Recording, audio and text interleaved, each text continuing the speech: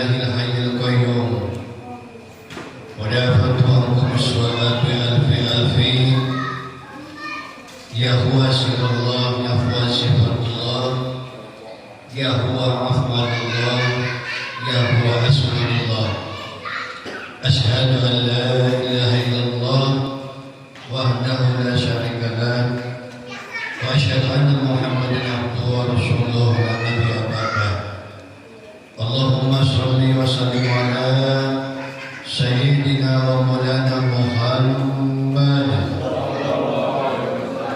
وعلى آله وأصحابه ومن تبعه بإحسان إلى يوم الدين أما بعد وقال تعالى أعوذ بالله من الشيطان الرجيم بسم الله الرحمن الرحيم لئن شكرتم لأزيدنكم ولئن كفرتم من عذاب لشديد وقل أيضا أعوذ بالله من الشيطان الرجيم. Perjemaah yang dimuliakan Allah Subhanahu wa taala.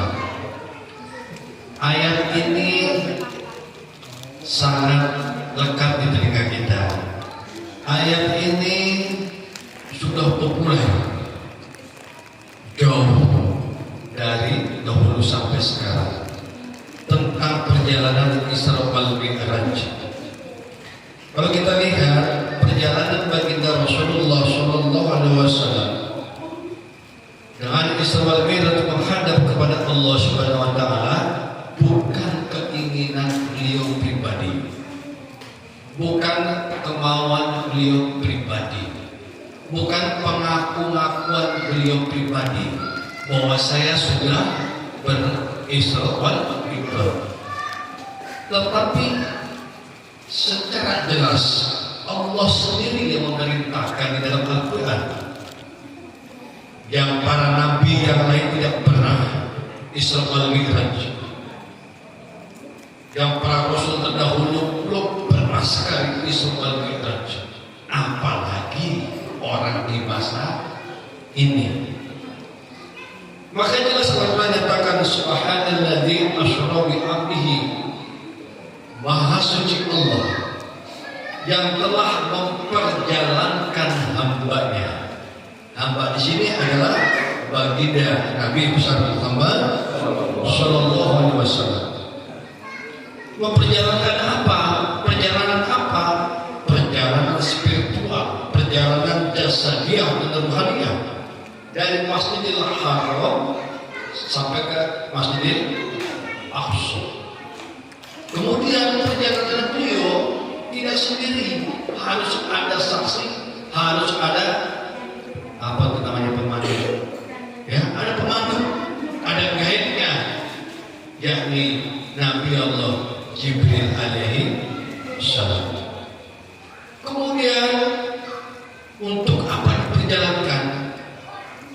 Untuk oleh Allah diperlihatkan mulai dari Masjidil Haram sampai ke Masjidil Aqsa, kemudian naik ke satu, melihat penduduk isi manusia dari 1, 2, 3 sampai ke 7, sampai kemudian kepada Sidratul Muntaha.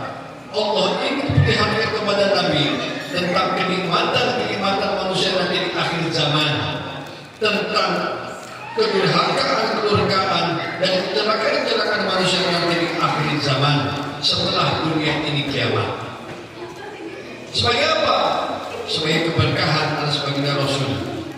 Maka di dalam perjalanan itu baginda Rasulullah mempelajari sifat-sifat manusia, kelakuan manusia. Ada yang manusia hidupnya tenang, damai, subur, rambut hijau. Ini kenikmatan yang Allah berikan kepada mereka. Ada manusia yang digantung kakinya, dijambak rambutnya, ada yang segala macam pasien. Ini sebagai pelajaran baginda Rasulullah Shallallahu Alaihi Wasallam. Dan setelah itu kemudian baginda Rasulullah nyampe kepada langit 7. Nah, malaikat Jibril alaihissalam kemudian berhenti dan Rasulullah yang kemudian meneruskan sampai kepada Sidratul Muntaha menghadap Allah Subhanahu Ketika lepas dari Masjidil Aqsa, kemudian baginda Rasulullah mulai naik langit ke-1 sampai ke-7 dan menghadap kepada Allah. Apa yang diucapkan Nabi? At-tahiyatul mubarakatus sholawatun thayyibatun lillah. At-tahiyatul, sungguh kemuliaan, keselamatan, keberkahan dan kebaikan ini hanya milikmu ya Allah. Tidak mungkin bagi Nabi akan selamat sampai langit 1 sampai 7 kalau Allah tidak selamatkan. Tidak mungkin Nabi akan diberikan kebaikan, keberkahan kalau Allah tidak berikan keberkahan dan kebaikan itu. Atas keberkahan Allah, atas kemuliaan Allah, atas kebaikan Allah, atas keselamatan Allah, sehingga Rasulullah nyampe kepada Sidratul Muntaha menghadap kepada Allah Subhanahu wa taala. Pun itu terjadi kepada kita sehari-hari. Bagaimana kita bisa sholat, bisa ngaji, bisa jalan dari rumah sampai ke majelis? Itu karena kebaikan Allah, keberkahan Allah, karena keselamatan Allah, karena kemuliaan Allah. Kalau Allah tidak berikan itu, tentu kita tidak akan nyampe di tempat ini. Nah, kemudian perjalanan Isra wal Mi'raj, apa sih Masjidil Haram? Apa sih Masjidil Aqsa? Jelas secara fisik, zahirnya Masjidil Haram adanya di Makkah, Baitullah. Masjidil Aqsa adanya di sekarang yang lagi dibombardir itu sama Israel di Palestina. Tetapi kemudian kita masuk ke sisi yang paling dalam, yang dikatakan dalam kitab baginda Rasul, kitab-kitab Nurin Rasulullah, bahwa Masjidil Haram yang ada di jiwa kita ini adalah qalbu yang suci. Qalbu ini menyimpan iman. Jadi Masjidil Haram itu adalah qalbu yang fitrah, yang bermodalkan iman. Kemudian Masjidil Aqsa yang mana? Qalbu yang suci, yang berisi takwa. Maka tidak bisa lepas iman dan takwa, iman dan takwa, iman dan takwa. Bermodalkan iman dan ketakwaan kepada Allah Subhanahu wa taala. Manusia seperti kita sebagai umat Rasulullah, maka kita sanggup ketika sholat menghadap kepada Allah dengan penuh keimanan dan ketakwaan.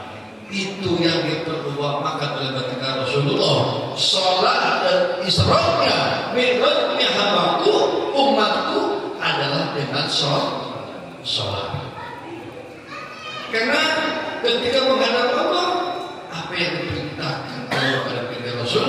Perintah langsung, aqimis sholat, inna sholata tanha anil fahsya'i wal munkar. Untuk mendirikan sholat yang 5 waktu. Padahal saat itu sholat belum 5 waktu, masih dikasih Allah 50 waktu. Baginda Rasul saking tawadhunya, saking taatnya kepada Allah, gak nolak dikasih perintah sholat sehari semalam 50 waktu. Tapi Nabi Musa salah satu di antara Nabi dan Rasul yang dia memang diperkenankan oleh Allah, dia bisa usul.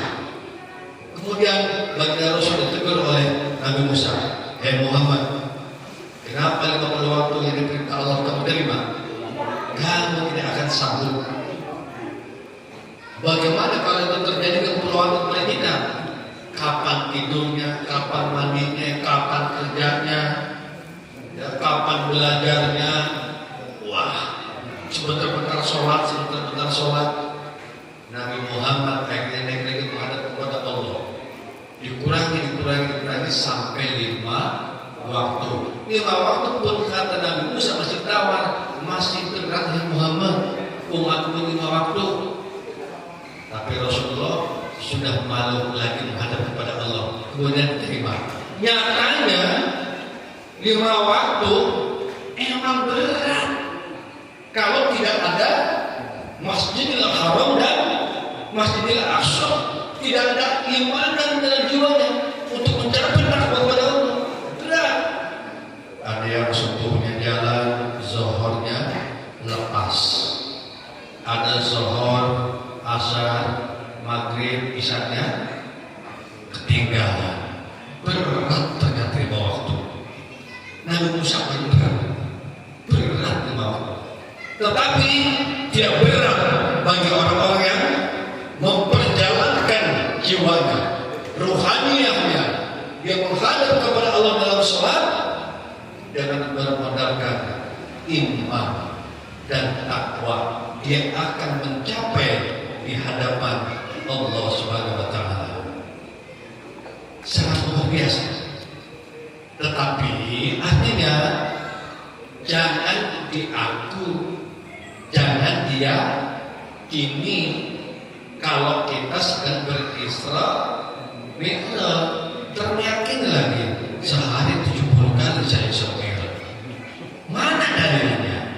Sementara Al-Quran jelas, Allah telah perintahkan di antara Nabi dan Rasul hanya baginda Nabi Muhammad SAW yang diperjalankan Isra Mi'raj. Sekarang ada mengaku bisa Isra Mi'raj 70 kali, boleh mengaku, tapi mana dalilnya? Kan dalil dipegangan. Maka hal-hal yang seperti itu jangan ditanamkan dalam jiwa kita. Tetapi kalau perjalanan tua sholat kita laksanakan perjalanan sholat Mi'raj menghadap kepada Allah, modalnya adalah iman dan takwa. Kenapa iman dan takwa? Innamal mu'minuna alladzina dzukirallahu wajilat qulubuhum. Kalau benar kau orang beriman, kata Allah, maka ketika disebut namaku, ketika dibacakan ayat-ayatku, akan bergetar dalam hatimu, karena merasa terpanggil di hadapan Allah Subhanahu wa Ta'ala.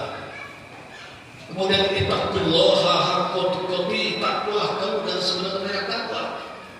Wala tamutunna illa wa antum muslimun. Kamu jangan mati kalau kamu bawa takwa. Jangan.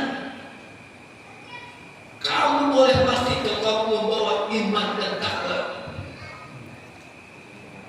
Maka hikmah daripada Isra Mi'raj, kita sebagai umat baginda Rasul, maka bisakah kita sholat ini betul-betul karena iman kepada Allah Subhanahu wa Ta'ala, bukan karena yang lainnya, bukan karena ingin mendapatkan kemuliaan, bukan karena ingin mendapatkan sanjungan, bukan karena ingin kewibawaan di hadapan sesama manusia. Kemudian bisa lagi ketika kita sudah selesai sholat, kita menjadi orang yang takwa. Apa itu orang yang takwa? Adalah dia pandai, ya, menjalankan perintah Allah dan dia menjauhkan apa yang dilarang Allah. Maka perintah sholat jelas, wa aqimis sholat inna sholata tanha 'anil fahsya'i wal munkar.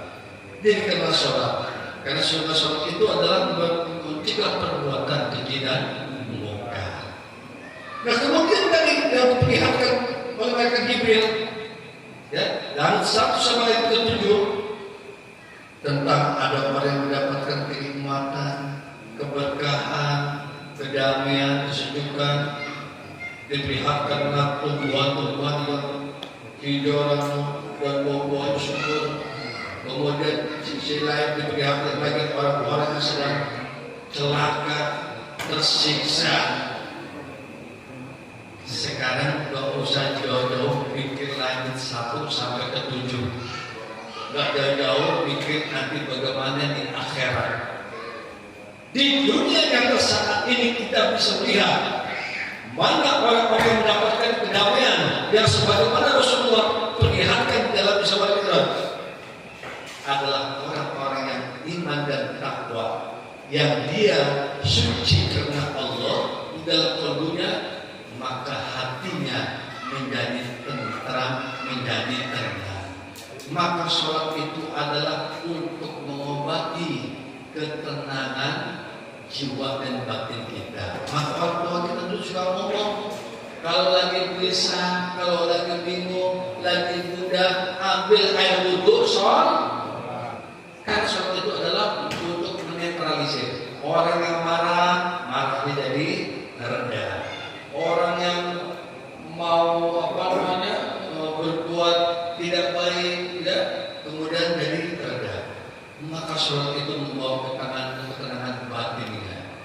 Kita lihat, ya, orang-orang yang dia ikhlas, dia sholatnya dengan iman dan takwa, kita bisa perhatikan di antara sesama kita. Adem, enak, kita duduk hawa itu sejuk, karena itu hawa keimanan. Tapi bayangkan orang yang diperlihatkan tadi oleh Jibril kepada Rasulullah, di sisi lain orang ada yang celaka, ada yang uring-uringan, ada yang gelisah. Kasus jauh-jauh lihat bisa nangis sekarang di lingkungan kita.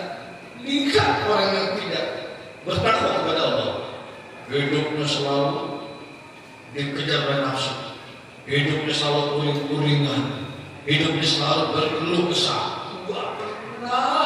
Enggak keluh kesah, selalu saja, ya. Ditambah lagi kemaksiatan, ditambah lagi perbuatan yang celaka. Itulah gambarannya di sana. Nyatanya nih di saat ini terlihat oleh kita. Perjalanan Isra Mi'raj adalah sebuah perjalanan dari Tuhan kita ketika kita sedang sujud, ya, sujudnya di tanah, tapi kita sedang menghadap kepada Allah yang Maha Tinggi. Maka kalimatnya Subhana Rabbiyal A'la wa bihamdi. Maha suci Allah, Zat yang Maha Tinggi. Padahal kita, kepala kita berada di tanah. Segala puji bagi Allah, ya, yang tiada celah dan tiada kekurangannya. Maka tentunya dengan memperingati Isra wal Mi'raj, kita sama-sama memperbaiki sholat kita, itu yang paling utama. Bagaimana cara memperbaiki sholat kita? Pertama adalah fisik kita siapkan dalam sholat. Supaya apa? Supaya mencapai tadi kepada Allah Subhanahu wa Ta'ala. Apa yang disiapkan dalam fisik? Pertama adalah tentang nilai kebersihan badan dan pakaian yang akan kita gunakan untuk sholat.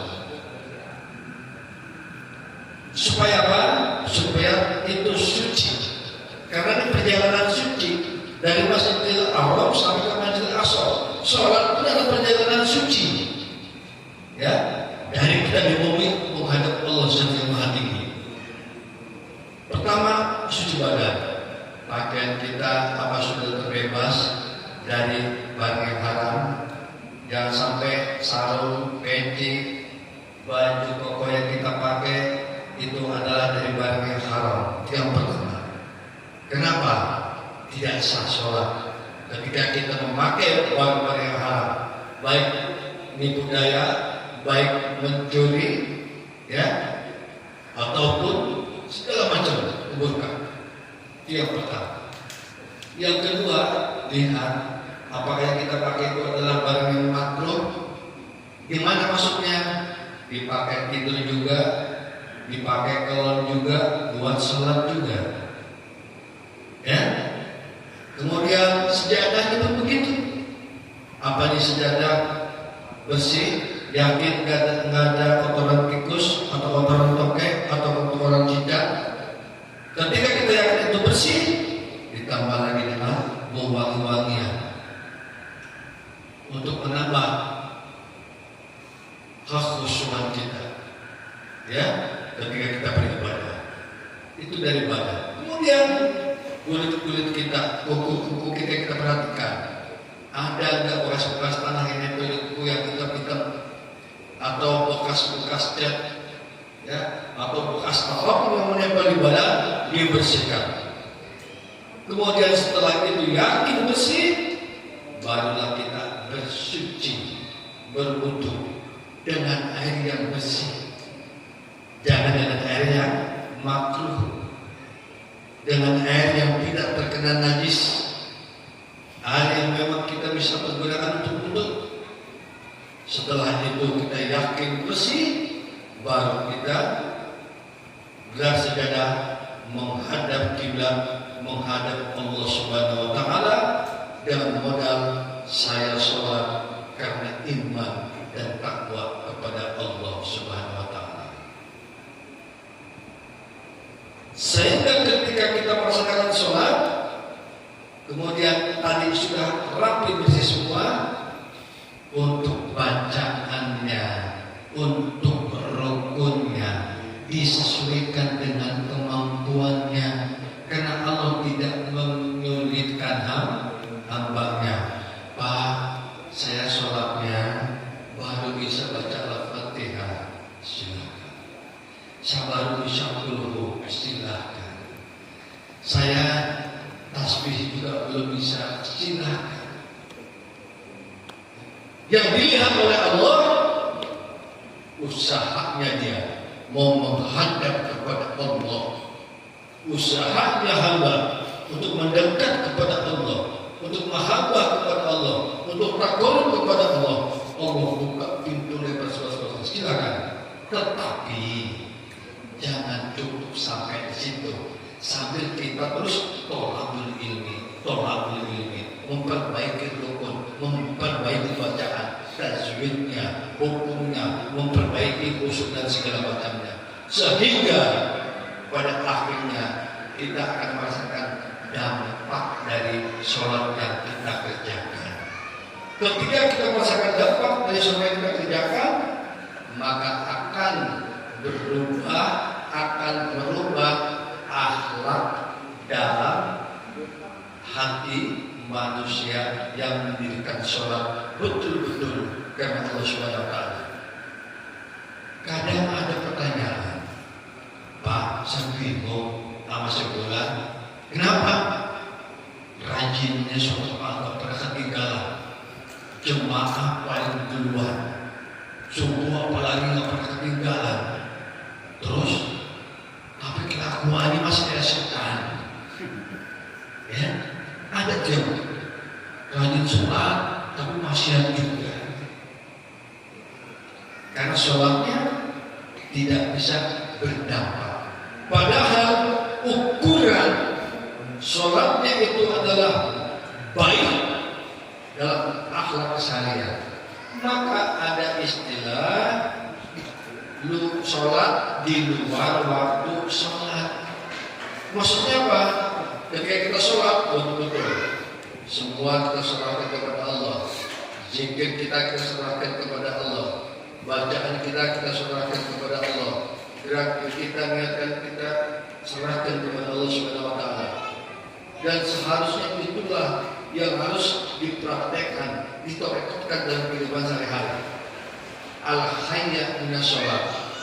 Minimal kalau orang yang sudah sholat, ketika diajak bermaksiat, dia malu dalam jiwanya karena dia sudah sholat. Jadi ada benteng yang membentengi itu adalah keimanan. Kita udah sholat, diajak mabok, ayo sekali-kali cuma sholat semulu kita mabok lah, ngikut kita nih, berarti sholatnya belum berdampak. Gak apa-apa sekali sholat tiap hari, tahajud tiap malam, duha tiap malam, belum kebayar utangnya, udah minum video online aja misalnya. Berarti sholatnya belum menjadi tiang agama. Padahal kata Nabi, as-sholatu imaduddin, sholat itu adalah tiang agama. Tetapi tiangnya sering miring, tiangnya sering roboh kadang-kadang, ambruk, susah dibangunnya. Kalau masih miring ini masih mendingan, ada bolongnya kok bisa naik lagi. Begitu diajak, ayo baru naik lagi. Ya hari pada roboh, sama sekali nggak mau. Sampai menyatakan, sholat tidak ada arti, sholat cuma buang waktu, sholat untuk bikin saya rezeki.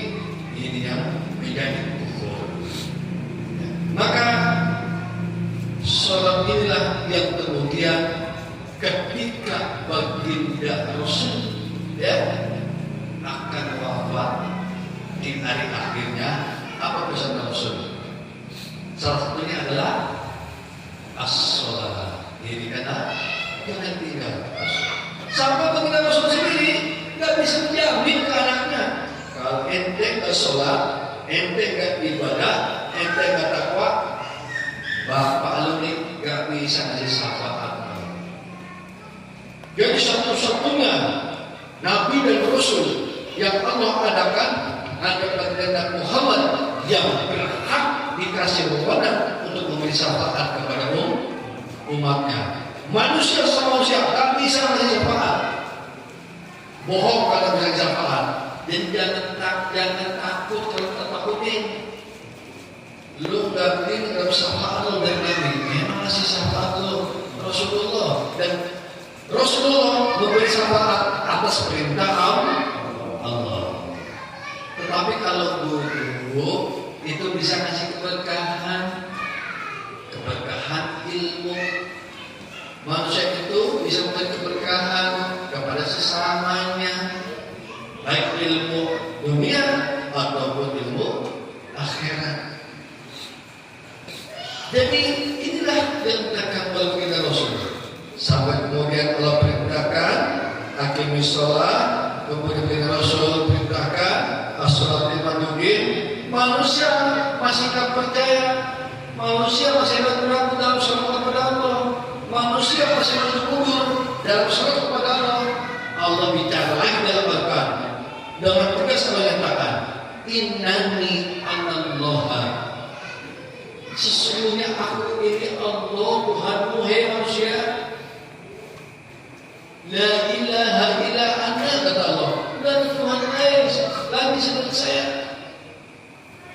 Fa'budni wa aqimis shalah dzikri. Ayo datang, kamu menjadi hamba, kamu mengabdi kepadaku. Dengan apa Allah merintah kita mengabdi? Wa aqimis shalah dzikri, diri dengan mengerjakan sholat, karena sholat itu adalah mengingat kepadaku. Berarti orang yang sholat berarti orang yang ingat kepada Allah. Kemudian Allah SWT lagi, fadzkuruni asykurukum wadzkuruni wala takfurun. Barang siapa yang ingat kepadaku dan ingatlah kepadaku, ya, jangan, dan bersyukurlah kepadaku, dan jangan engkau ingkar atau kufur kepadaku. Maka salah satu ayat yang sering kita dengarkan, yang seperti kita sama-sama sering kita perhatikan, ya, ini mungkin yang ayat la in syakartum la azidannakum wa la in kafartum inna adzabi lasyadid. Ya, jadi barang siapa yang bersyukur atas nikmatku, maka akan aku tambah-tambah. Jadi cara bersyukur atas nikmat Allah itu dengan apa? Dengan sholat. Jadi orang sholat itu adalah orang yang bersyukur kepada Allah atas nikmat Allah. Nikmat mana? Nikmat masih dikasih hidup, masih dikasih iman, masih dikasih Islam. Maka bencana yang kemarin itu, yang menurut kita manusia ini sangat dahsyat, ada bencana di Sumatera, bencana di Aceh, bencana di Bandung, bencana di manapun, itu di hadapan Allah kecil, dan di hadapan orang-orang beriman itu juga kecil itu bencana. Padahal makan korban juga banyak. Tetapi apa yang paling bahaya? Bencana yang besar, lebih besar daripada itu semua adalah ketika iman dan takwanya hilang. Ini bencana yang paling besar daripada bagi umat, bagi kita, dari besar Muhammad SAW. Maka tentunya dalam iman Isra Mi'raj, tiap tahun kita peringati, tiap tahun kita mengerti perjalanan spiritual bagi Rasulullah. Ya, pertanyaannya, sudahkah kita sholat betul-betul lillahi ta'ala dengan bekal iman dan takwa? Sebab kalau manusia sudah sholat dengan bekal iman, mustahil dia akan tergelincir ke dalam perbuatan keji dan mungkar. mustahil. Maka ketika orang sudah bisa menjaga sholatnya, ada disebut mu'alim, sudah terjamin. Apa mu'alim? Orang yang mengamalkan ilmunya. Kalau ada yang nyebut lagi apa dia? Kalau di kita dikenalnya di atas dia mu'alim ya. Nah kemudian kalau kita sholatnya masih tadi ya melakukan hal-hal yang kecil atau yang bukan, berarti sholat kita selama ini belum sampai menghadap kepada Allah Subhanahu wa Ta'ala. Jadi jangan pernah mengaku-ngaku ya kalau kita ini sholatnya paling benar, kita ibadahnya paling benar. Tidak perlu itu, karena ukuran takwa itu adalah di hadapan Allah. Inna akramakum indallahi atqakum. Sesungguhnya yang paling mulia di antara kalian adalah yang paling takwa kepadaku. Dan takwa itu nanti akan terlihat oleh sesama kita. Orang-orang ahli ibadah akan terasa di antara kita. Bicaranya sopan, bicaranya penuh dengan kelembutan, bicaranya penuh dengan keagungan, akhlaknya baik, tidak pernah menebarkan kemaksiatan, tidak pernah menebarkan aurat, selalu rukun dengan sesamanya, membawa kedamaian, membawa ketenteraman. Setiap dia datang orang senang. Jangan sebaliknya, begitu ada orang datang kita tinggal, kita benci. Ya, karena dia pasti akan mempengaruhi kita dengan baik. Nah, ini jadi manusia yang celaka. Jadi itulah gambaran perjalanan Isra Mi'raj Rasulullah SAW memperlihatkan tentang kebaikan dan keburukan. Ya, padahal itu nanti terjadi setelah kiamat. Ada orang-orang yang nyatanya seperti itu. Yang menanam amal ibadah walau besar ini kalau juga dibalas oleh Allah. Ya, yang pernah memberi ilmu walau sedikit, mengajarin ikro, bahasa, dikasih biaran oleh Allah.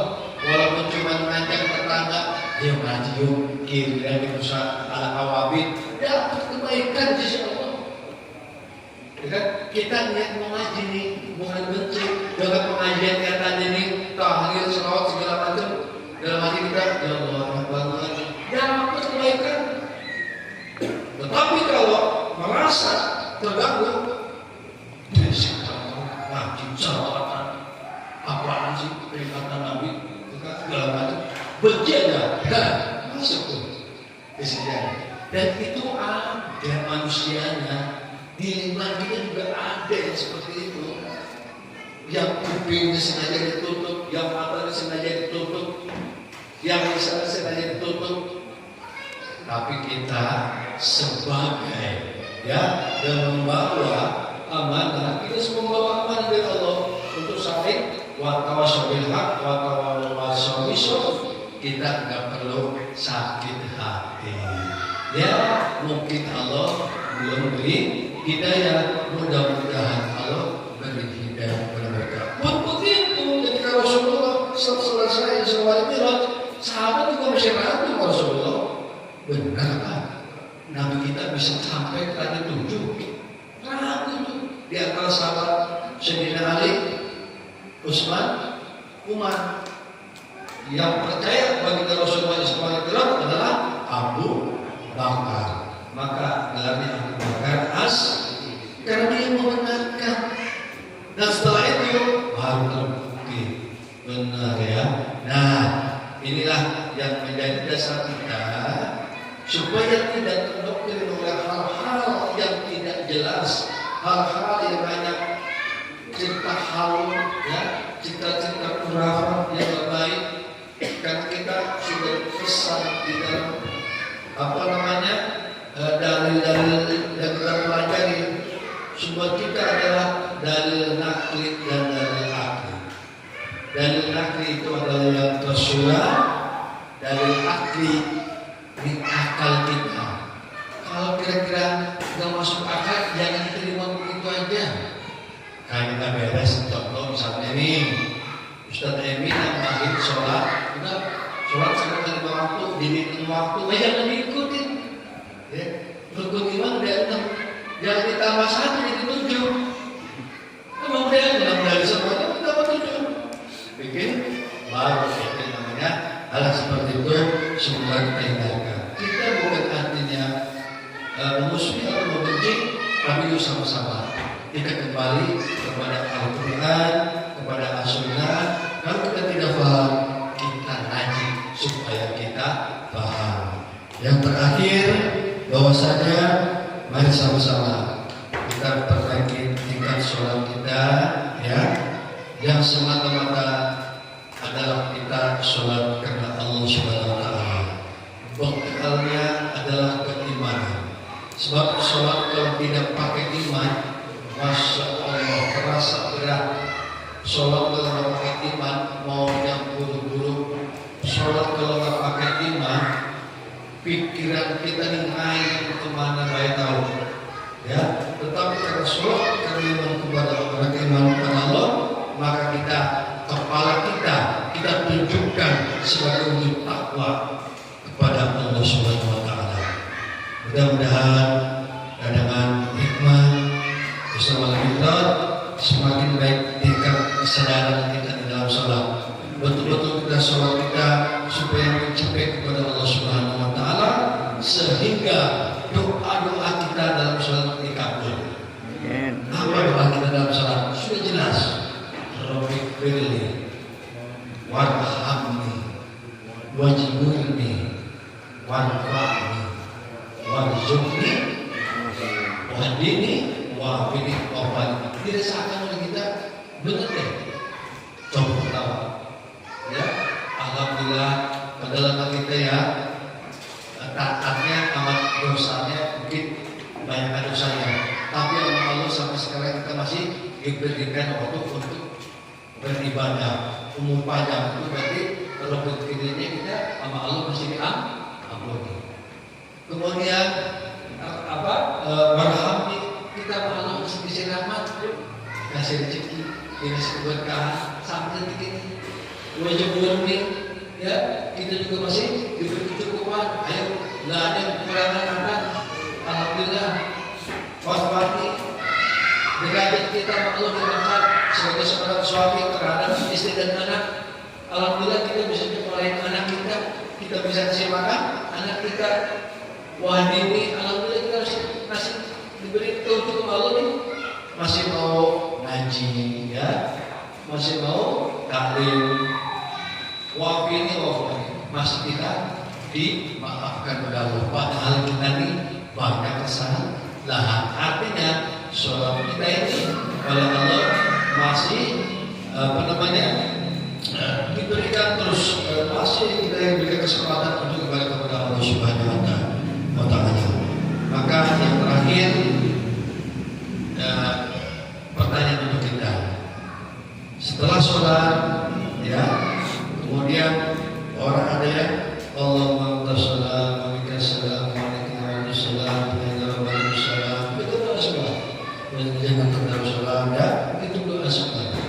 Dan jangan pernah bilang bahwa Allah tidak pernah mengabulkan doa saya. Jangan pernah bilang itu. Karena sesungguhnya doa di dalam sholat itu sudah ada di kita, walaupun kadarnya terasa oleh kita. Jadi jangan pernah bahwa doa kita tidak dikabulkan oleh Allah. Padahal Allah senantiasa mengabulkan doa-doa kita, cuma kita tidak terasa. Kalau Allah mengabulkan, kenapa? Karena tadi kita merasakan dikabulnya doa-doa kita oleh Allah, merasakannya dengan keimanan. Ketika ada keimanan, oh iya, emang rezeki saya berbeda sama dia. Oh iya, kesehatan saya berbeda sama dia. Oh iya, derajat saya berbeda sama dia. Oh iya, kedudukan saya berbeda sama dia. Itu sholat dan doa yang dirasakan dengan keimanan. Tapi kalau tanpa keimanan, isinya pasti protes terus. Kenapa dia yang kaya gak pernah sholat? Kenapa dia yang kaya gak pernah ngaji? Kenapa dia yang kaya saya ngaji sholat malah susah? Saya Tuhan gak pernah putus, dia gak pernah Tuhan, tapi dia yang kaya. Intinya begitu terus. Ketika kita ada berbicara orang seperti itu, berarti kita walaupun kita sholat, tapi sholatnya adalah lepas daripada keimanan. Maka iman itu adalah menerima apapun adanya, baik dan buruknya, situasi apapun harus diterima dengan keimanan, sehingga hati kita menjadi qalbun salim. Apa itu qalbun salim? Hati yang selamat, ya. Tadi itu Masjidil Haram adalah hati yang iman, Masjidil Aqsa adalah hati yang takwa. Setelah iman dan takwa ini menunjukkan jiwa kita menjadi qalbun salim, hati yang selamat. Hati yang selamat gak pernah nyalahin orang, gak pernah nyalahin Tuhan, gak pernah nyalahin saudara. Yang salah adalah diri kita sendiri. Ini yang dicontohkan oleh Nabi, ya. Ketika Nabi berbuat zalim, subhanaka inni kuntu minal, ini nyalahin sendiri, dan nyalahin orang lain, ya. Rabbana zalamna anfusana wa illam, nyalahin diri sendiri. Nabi itu, nah kita gak boleh nyalahin orang lain ketika kita berbeda dengan orang lain. Tinggal ukur keimanan kita. Maka imanlah yang bisa menjawab menerima atau tidaknya, ikhlas atau tidaknya tentang ibadah dan amalan kehidupan kita sehari-hari. Itu saja. Mohon maaf atas segala kekurangannya. Billahi taufiq wal hidayah. Wassalamualaikum warahmatullahi wabarakatuh.